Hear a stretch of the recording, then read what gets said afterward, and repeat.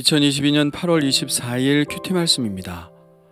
출애굽기 21장 1절로 11절입니다. 내가 백성 앞에 세울 법규는 이러하니라.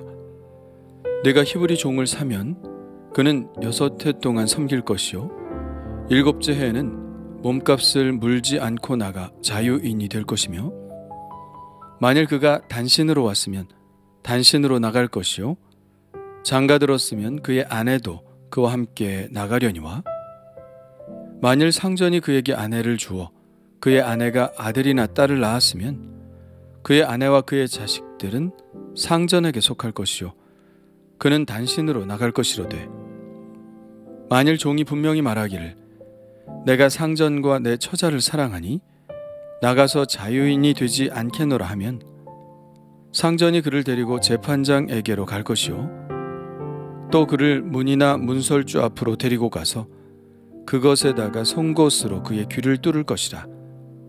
그는 종신토록 그 상전을 섬기리라.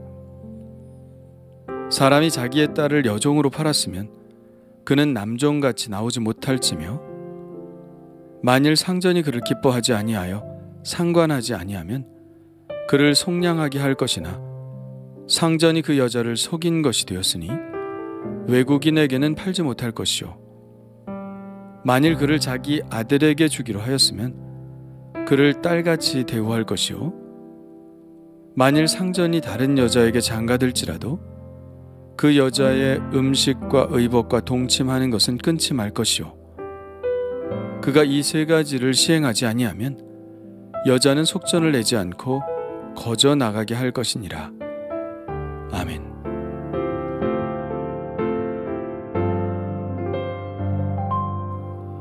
(20장에서는) 10계명을 말씀하셨다면 21장부터는 그 10계명의 정신을 근간으로 파생되는 여러 가지 계명과 법규를 말씀하십니다. 그것을 우리는 보통 10계명과 구분짓기 위해 언약서라고 말하는데요, 23장 19절까지가 언약서의 내용을 이루고 있습니다. 주로 특정한 케이스를 다루고 있는데요, 구체적인 상황 속에서 어떻게 처리해야 할지를 확정하는 법관에게 관한 지시들을 담고 있습니다. 그 중에 오늘 볼 말씀에서는 같은 동족인 히브리인들을 종으로 삼을 경우에 지켜야 할 법규들을 다루고 있는데요, 일명 히브리 노예법이라고 부릅니다. 처음에는 남자 종의 경우를, 그 다음은 여자 종의 경우를 다루고 있습니다.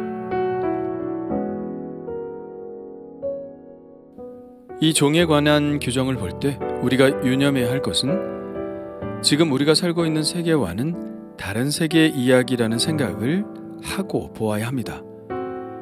지금의 사회 구조에 대한 이해를 가지고 그 시대를 이해하려고 해서는 안 됩니다.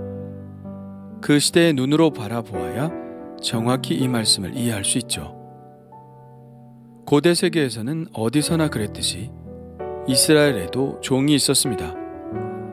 주로 종은 전쟁 포로일 경우가 많았는데, 오늘 말씀은 같은 동족인 히브리인 종에 관한 것이니 전쟁 포로는 아니죠. 그렇다면 경제적인 문제 때문에 종이 된 경우라고 봐야 할 것입니다. 빚을 갚지 못해서 종이 된 경우가 대부분이고, 그 빚 때문에 자신이 아니라 자식을 종으로 내보내는 경우도 있었습니다. 어떤 경우든 같은 동족이라면 6년 이상 종으로 삼을 수는 없었습니다.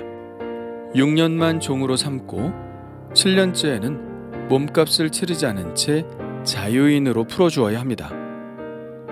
이것은 매우 관대한 조처죠. 그 사람이 지은 빚이 여전히 남아있을 경우라도 그렇게 해야 하니 주인은 손해를 감수하고라도 하나님의 명령에 따라 종을 풀어주어야 했습니다. 이것은 아마도 안식일이나 안식년 혹은 희년의 개념에서 나온 조치일 것입니다. 하나님께서는 6일 동안 일하셨고 7일에 안식하셨듯이 6년을 주인을 위해 매여 있었다면 7년째에는 안식을 주어야 했습니다. 다른 민족들에서는 발견되지 않는 조치죠. 비록 경제적인 이유 때문에 남의 종이 되어야 하지만 기본적으로 히브리 백성들은 자유인의 신분입니다. 애굽에서 종되었던 자들을 하나님이 해방시키셨으니까요. 그래서 영원히 종이 되지는 못하도록 하셨습니다. 그런데 좀 다른 경우들이 있죠. 단신으로 종이 되었으면 단신으로 나가면 되는데 장가 들었다면 어떻게 해야 할까요? 아내와 함께 나갈 수 있었습니다. 그런데 장가를 든 경우라도 그 아내를 주인이 자기의 여종을 주어 장가들게 했다면 어떻게 될까요? 그 경우에는 여종은 주인의 소유이기 때문에 데리고 나가지 못했습니다. 그 여인이 낳은 아들, 딸도 같이 나갈 수 없었죠. 이것은 종의 권리를 보호하는 것과 마찬가지로 주인의 재산권을 보호해주는 조치입니다. 그런데 이런 경우라도 아내와 자식들과 떨어져 살 수 없다고 말하는 종이 있을 수 있겠죠. 그 종이 분명한 어조로 내가 상전과 내 처자를 사랑하니 나가서 자유인이 되지 않겠노라 라고 말하면 그는 종신토록 종으로 살도록 했습니다. 그럴 경우 먼저 상전이 그를 데리고 재판장에게로 가지요. 그런데 여기서 재판장이라고는 나와 있지만 난후의 줄을 보면 재판장이 아니라 하나님이라고 되어 있습니다. 재판장이란 말은 최초의 헬라어 구약 성경인 70인령을 따른 것이고 본래 히브리 성경에는 하나님이라고 되어 있습니다. 아마도 하나님 앞에서 자신의 의사를 분명히 표시하라는 뜻일 것입니다. 그렇게 한 후 주인은 종을 자기 집 문이나 문설주 앞으로 데리고 가서 그것에다가 송곳으로 그의 귀를 뚫습니다. 그렇게 하는 이유는 평생 그 집에 매여 있다는 의미이기도 하고 주인의 말을 잘 듣겠다는 의미이기도 합니다. 그렇게 되면 그 종은 그의 처자식과 함께 살면서 평생 그 주인을 섬기는 종이 되었죠.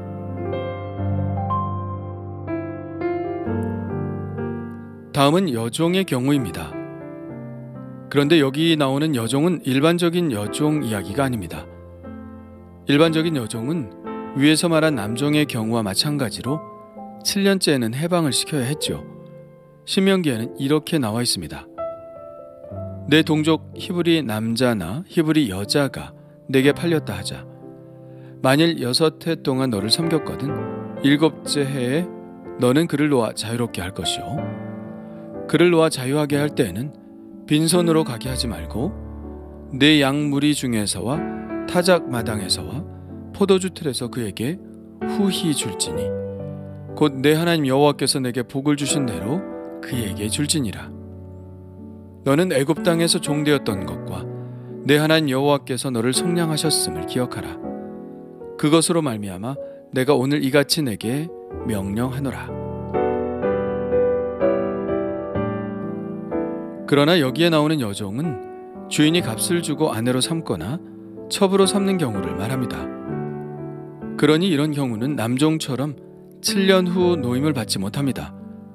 주인의 아내가 되었기 때문입니다.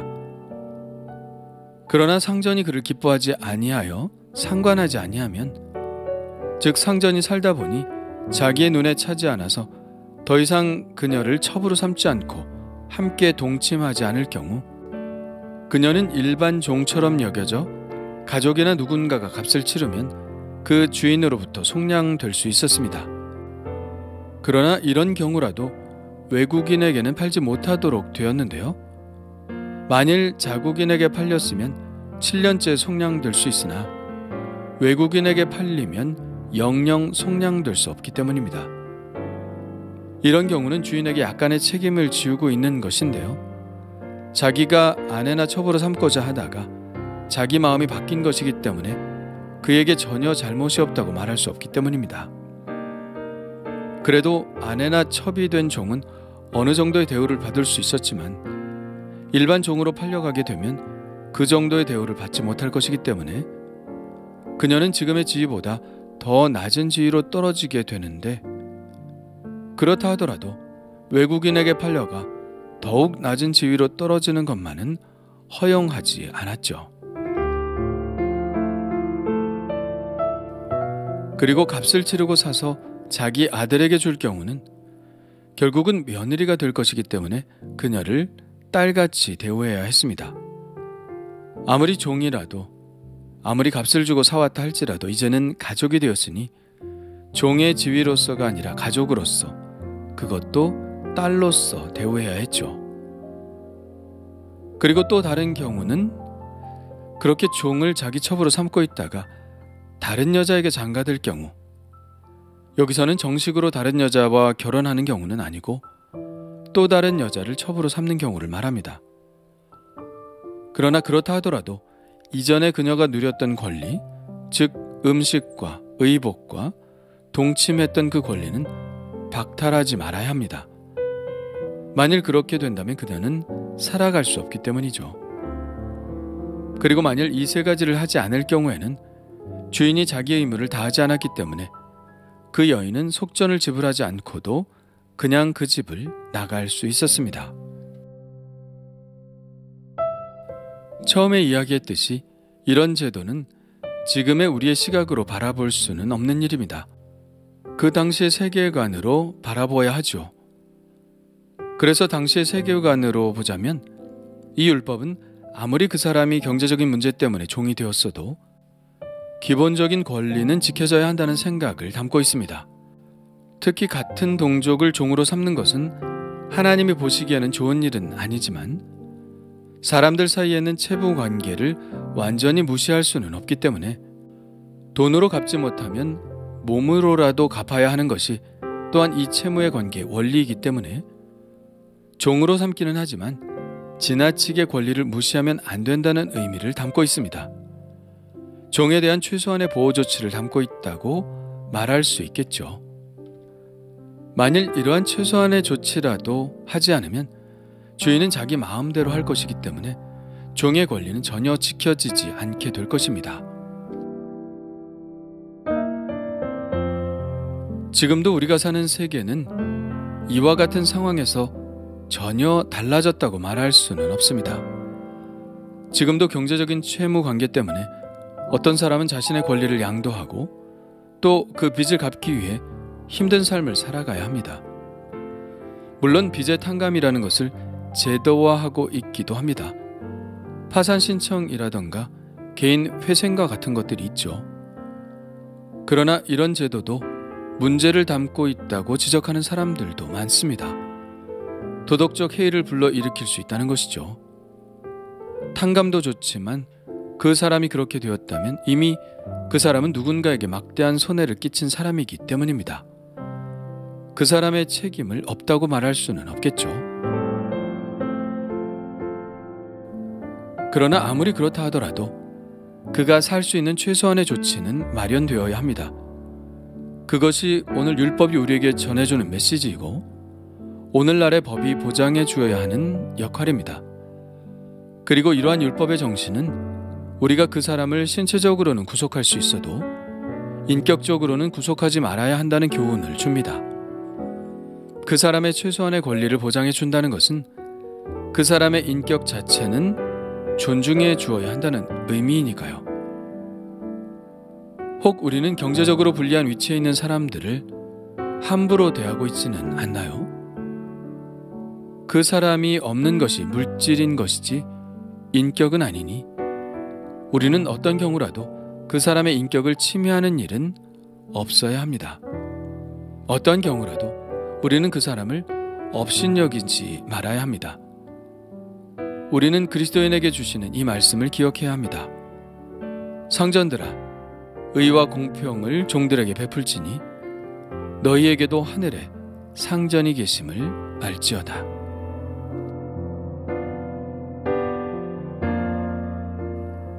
주님 감사합니다. 종에 관한 제도는 지금 불필요하다고 생각할지 모르지만 지금도 경제적인 문제 때문에 자신의 신체를 구속시켜야 하는 많은 사람들이 있습니다. 빚을 갚기 위해 힘든 삶을 살아가고 있는 사람들이 있습니다. 그리고 이 사회가 허용하는 범위 내에서 내가 잃은 손해를 만회해야 할 때가 있습니다. 그러나 그런 경우라도 그 사람의 인격까지 내가 소유하고 있다고 생각하지는 않게 하옵소서. 하나님의 형상으로 지음받았음을 잊지 않게 하시고 사람을 외모로 취하는 일이 없게 하옵소서. 예수님의 이름으로 기도합니다. 아멘.